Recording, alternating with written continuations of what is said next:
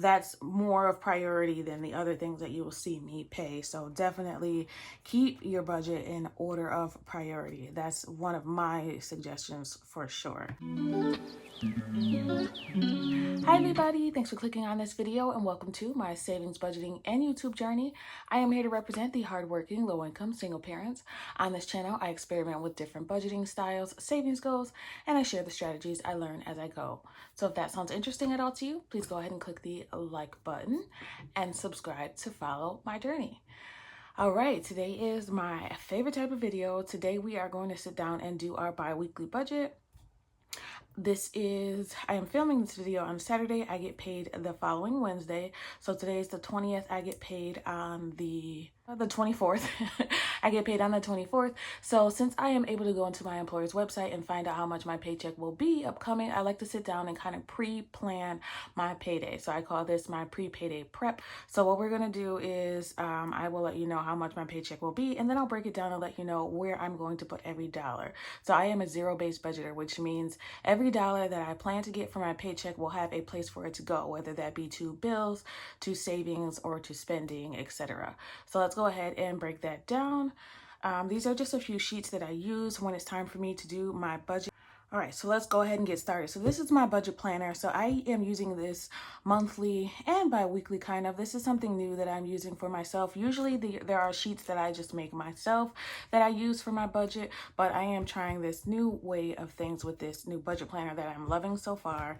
But what I like to do for my bi-weekly paychecks, for now at least, is to still use my old paper method so I can show you guys the nitty-gritty of the budget breakdown. So this sheet that I use for my budget, it just shows me where everything should go on a normal average basis. If you have not seen my cheat sheet breakdown, please take a look. I'll show you how I make this, and this thing is like gold. I use this literally every time I sit down to kind of figure out where numbers should go. It seems as of right now that I'm updating this kind of every quarter because it changes.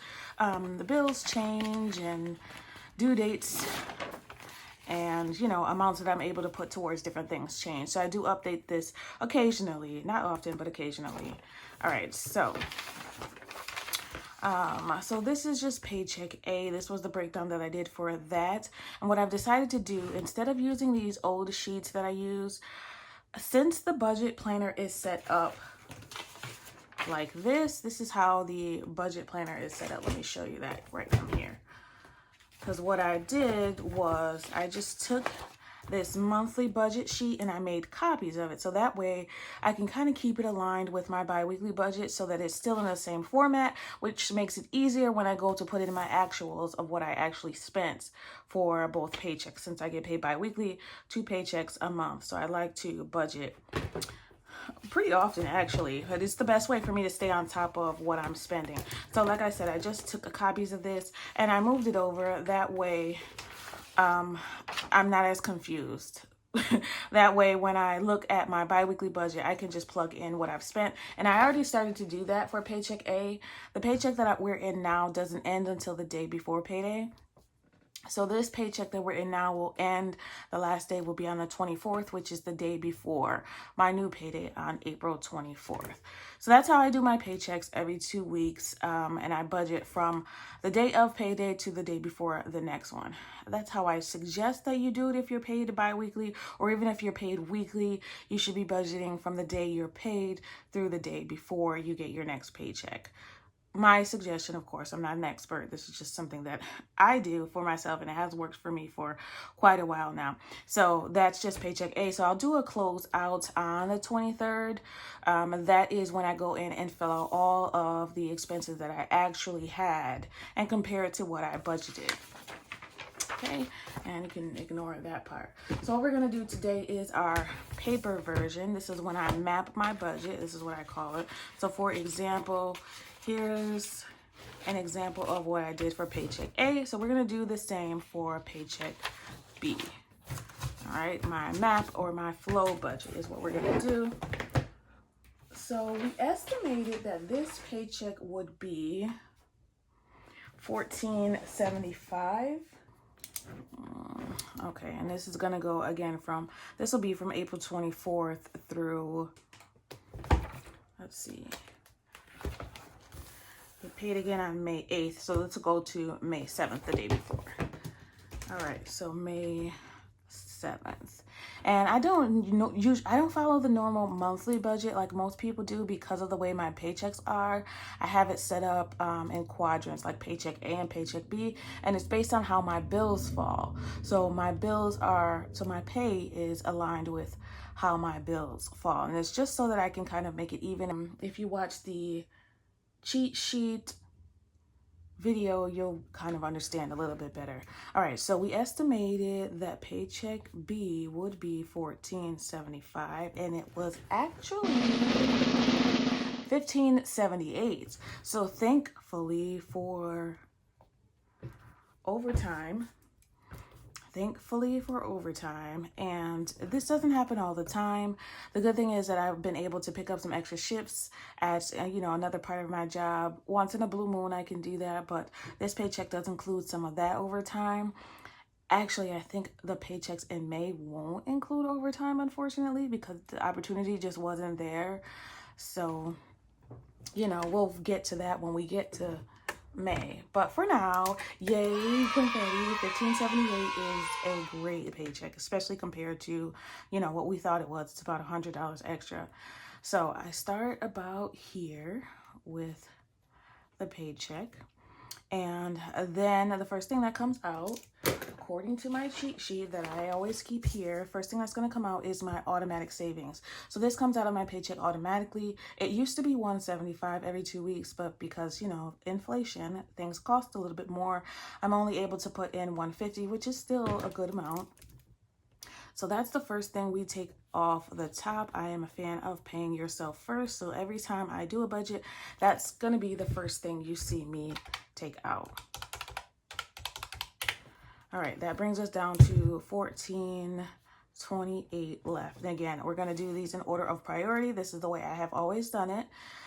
So I will show you the breakdown of what this includes. So the auto savings includes $75 goes to my emergency fund, and this is every payday. $50 goes to my daughter, and $25 goes to my car note. All right, and if you haven't seen that video, make sure you take a look, because that will help you better understand why the heck only $25 goes to my car note. Okay, that right there is $150. So the next thing that comes out is going to be my bills. So what I like to do when I do my monthly budget is kind of project what bills are going to come out in each paycheck.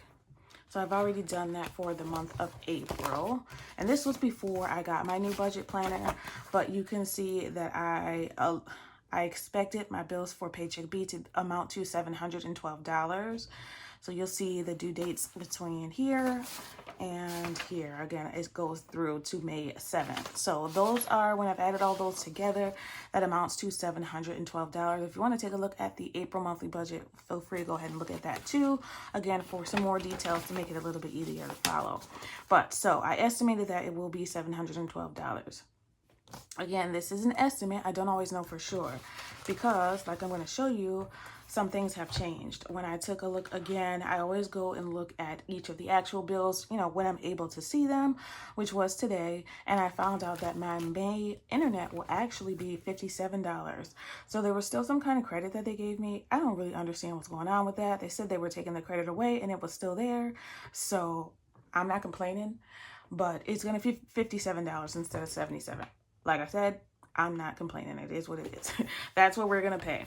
So we're going to go through and add up how much the bills will actually be. So we said $712, and that's going to give us an extra, $20? So $712 minus 20. So that means the bills are going to amount to $692. So that's what we're going to take out. So these are for my fixed expenses. Okay, so I'm going to give you the breakdown, and then I'm going to explain this a little bit more. So $14.28 minus $692 is going to leave us with $736. Okay, so the fixed expenses include this pay period. And we're in paycheck B. So the first thing is half of the mortgage, which is $445. Allowance is $20. That's for my daughter. An extra utility payment. I decided in this pay period that I'm going to put $60 in there. So, and that was part of our monthly budget. See, this here is the extra utility budget, $60. So that's $60. And then car insurance is also due during this pay period, $110. And like I said, the internet was only $57. So if you see here, I'm on fixed expense, paycheck A and paycheck B. This is, like I said, this is my planned budget cheat sheet, kind of overall average budget. So I have this fixed expense set up now with my employer that $730 goes to my bill account. So that's where all the bills come from. So since $730 is going to go into there, that extra that I have is going to go to debt. So even though my Discover card bill is not due, I'm going to put an extra payment to it since I have used it recently. I'm going to put an extra payment towards that. I mean, these are already set up for builds, so let's just keep that ball rolling, leave it there, and put that extra money to a debt. But this should all amount to $692. So let's double check. Yep, $692. Okay. So that leaves us with a $736. And like I said, debt, even though this Discover payment is not due within this pay period, I'm going to make a payment of the excess. So $730 is what I have set aside for bills. So $692 is what we're actually paying in those. So we have $38 extra dollars, basically. So we're going to put that $38 extra dollars to debts. Right now, the only debt that I have is the Discover card. The Old Navy card finally came out. Even though I haven't gotten the card yet, I don't know what's going on, but I called them and they said that they're going to send a new one. So this is going to be $38 to Discover.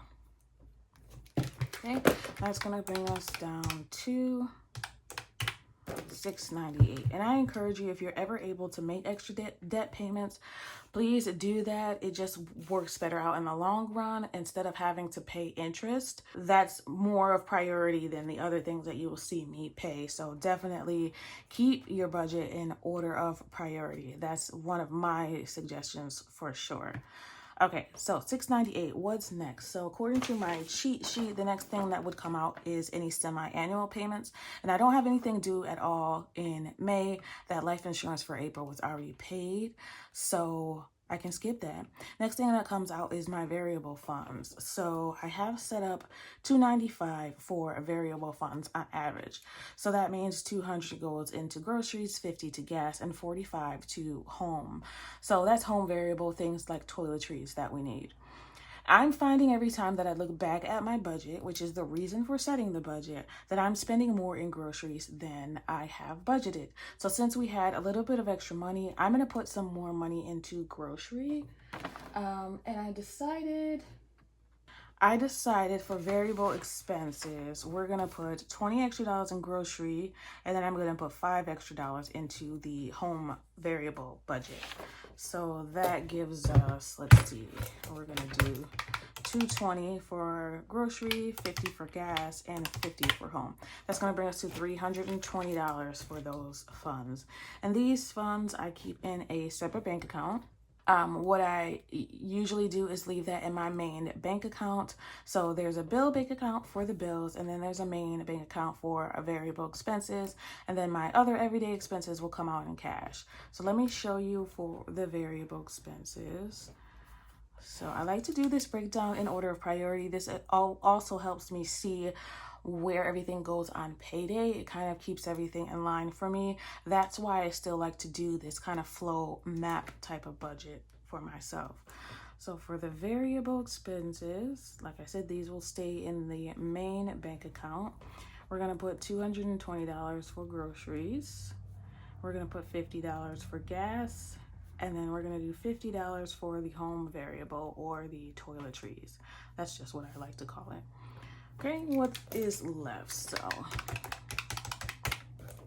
Then we have $378. So as you can see, I try to stretch this money as far as it can go, and I'm always very careful to think about where I need money the most.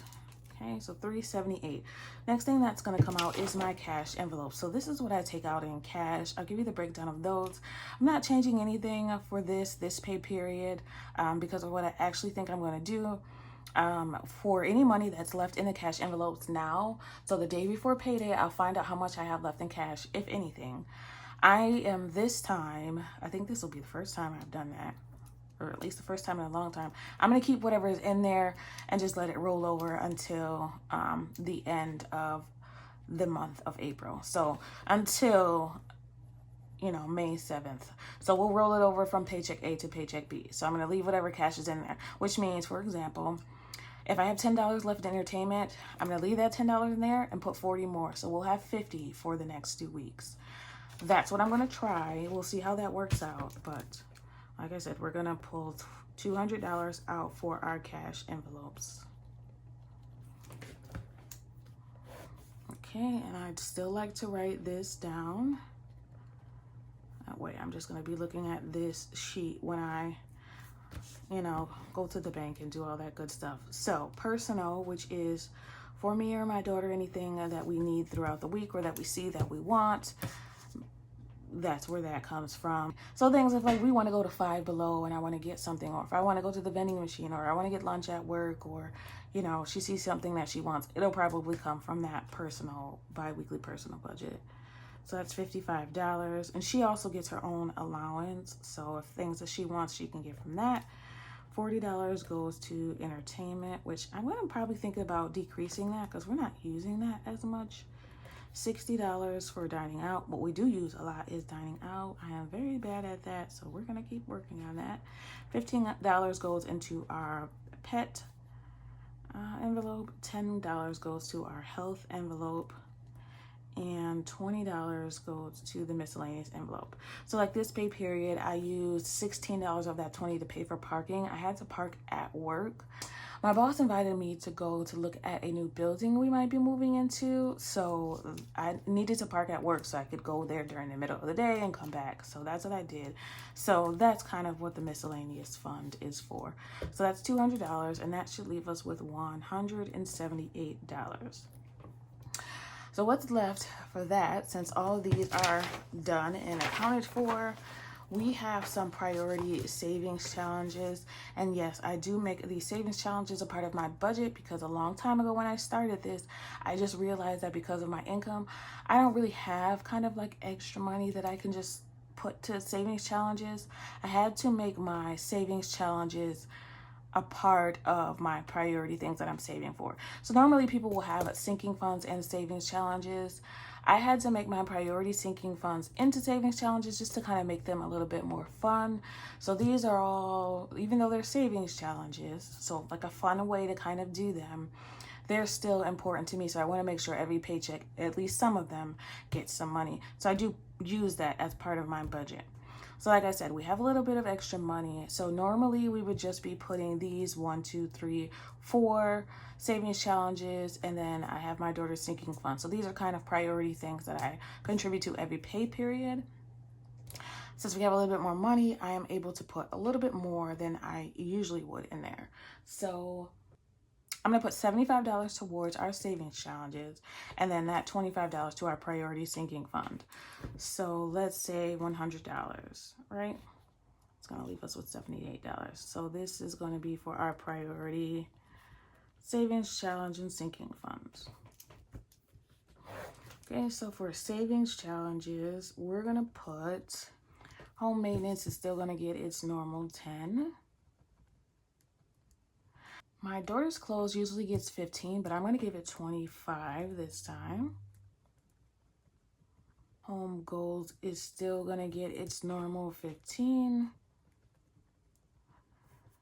And Christmas, instead of 10, we're going to give Christmas 15. And normally vacation isn't part of our priority, but I'm going to put that savings challenge some money in there. I'm going to put $10 into vacation. Hopefully this amounts to the right amount. And then for my daughter's beauty envelope, that's going to get 25. And I feel like for some reason this does not amount to what I thought it would. Let's see.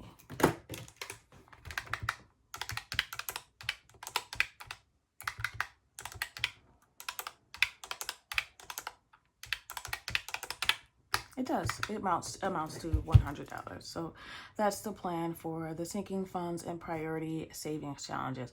So these are all, besides the child's beauty, these are all part of my quarterly goals that I want to meet. So anytime I can give them extra, that's more important than, you know, anything else, than the other sinking funds that we have. So the remainder are going to go to random sinking funds. And if you don't want to know what sinking funds are, they're things that you're saving for the future. So these might be different for everybody. You know, some are the same. Some, you know, some people have the same kind of sinking funds, but your priorities will be different for everyone. So what means more to you and what you want to put more money towards, make sure you stop and think about that, because it might not be the same as, you know, what mine are. So the first one that I know I want to get some money is birthday, because that was one of my goals for the month of April, was to finish the birthday savings challenge. So $15 will go to birthday. I'm going to give myself some money because there is something that I want to purchase that I'm trying to save for. It is a walking treadmill. A walking treadmill. What else are you going to do on a treadmill? I guess you can run. But it's called a walking pad. So basically it's a treadmill without the bar. So I kind of want to save for that. I might be able to use my health flex care plan for it, but I don't really know. So I'm going to give myself some more money little by little, and hopefully I'll be able to purchase that.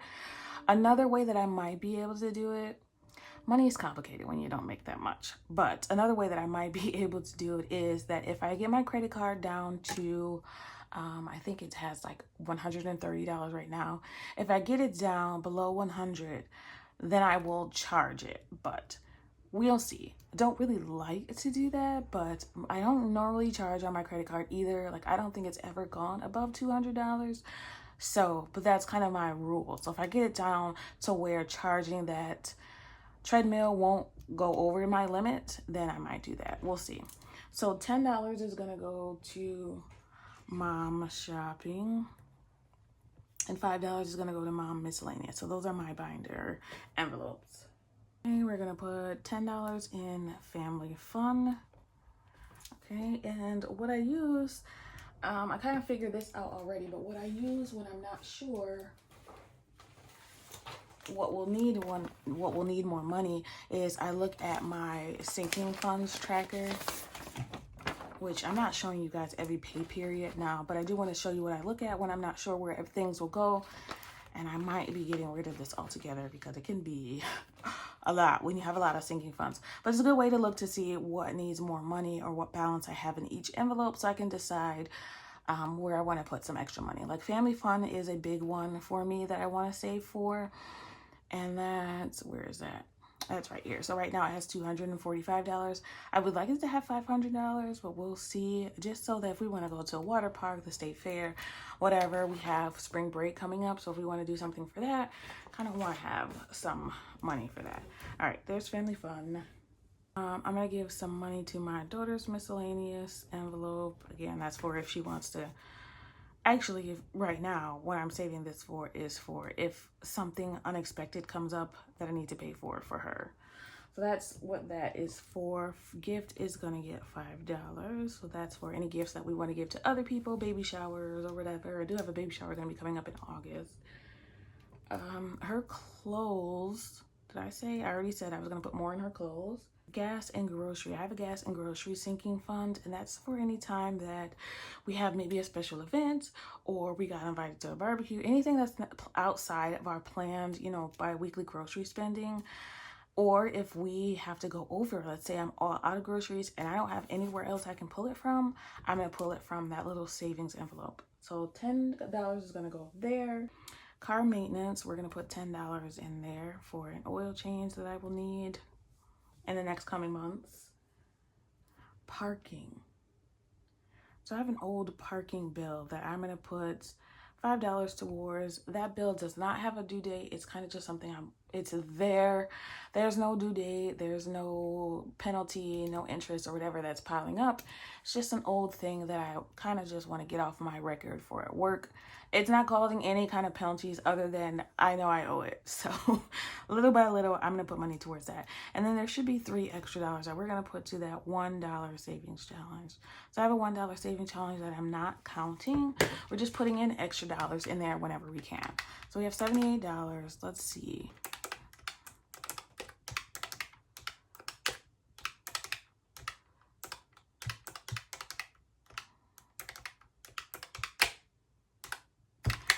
It's zero.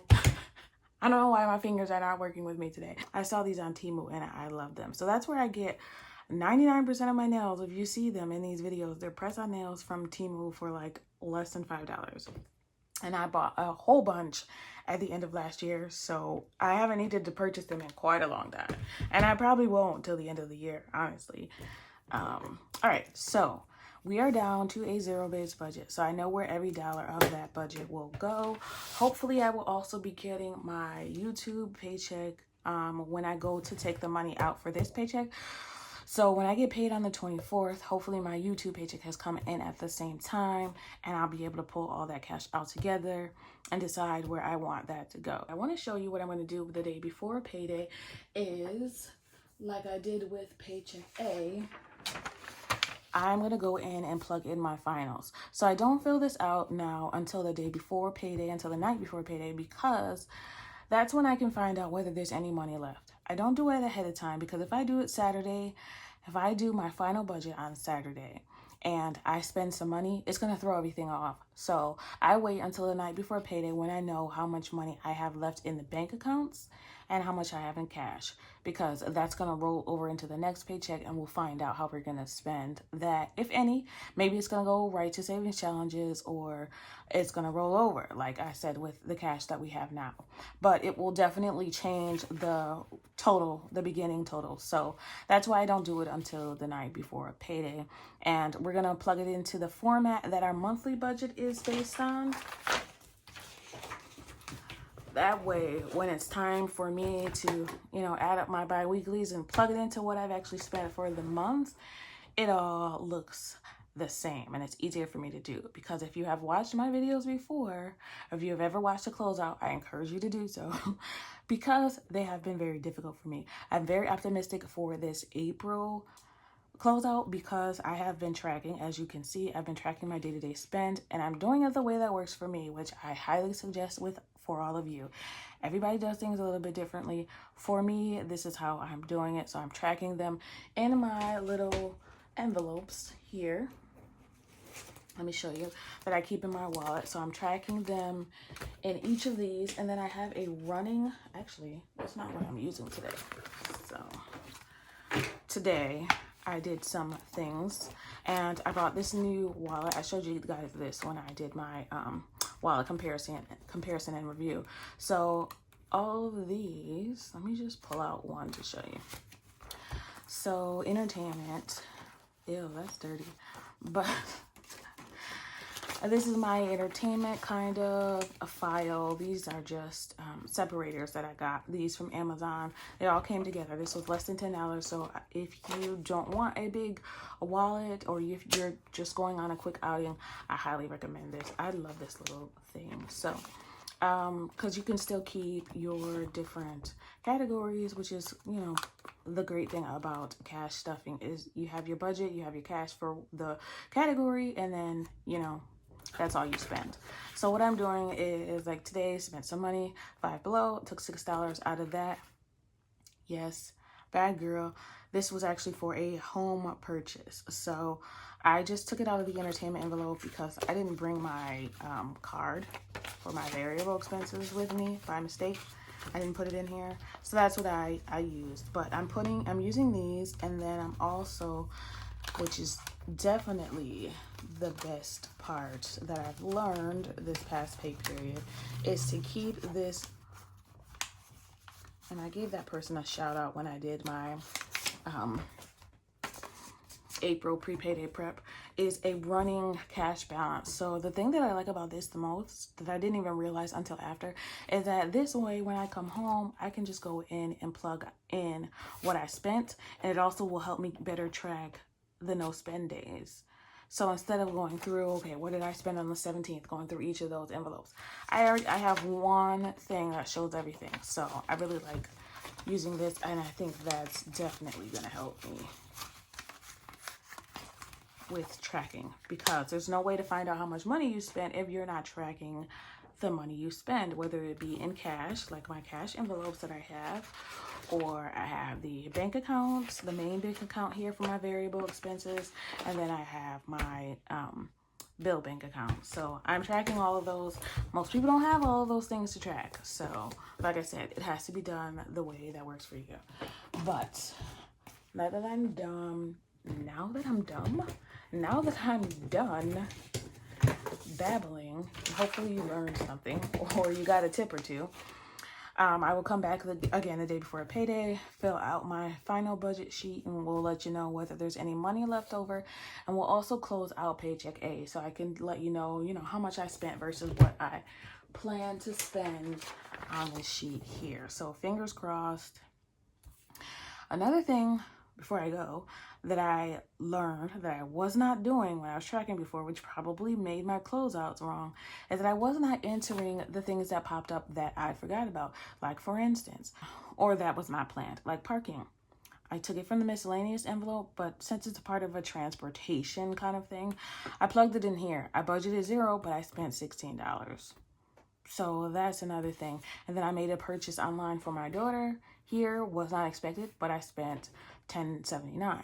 So if it's not all down here, then I'm not tracking it. And then I don't know where that money went. So hopefully with tracking and plugging it into my budget versus actual expenses, actual spending, then it throws me off. So I have to remember to put them in my bi-weekly budgets and to also plug them in for the monthly budget, because at the end of the month, I want to see between the two paychecks what I actually spent. So you'll see that I put that here.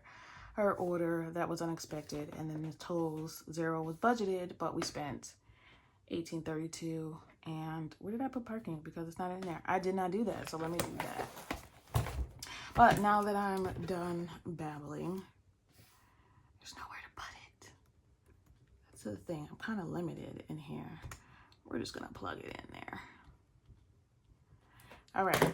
That's it for me today. Thank you so much for watching. Wish me luck on this, closeout kind of budget thing, because that has been the bane of my existence. And I don't know why, because I do know why. Because I'm not doing everything that I could be doing. All right.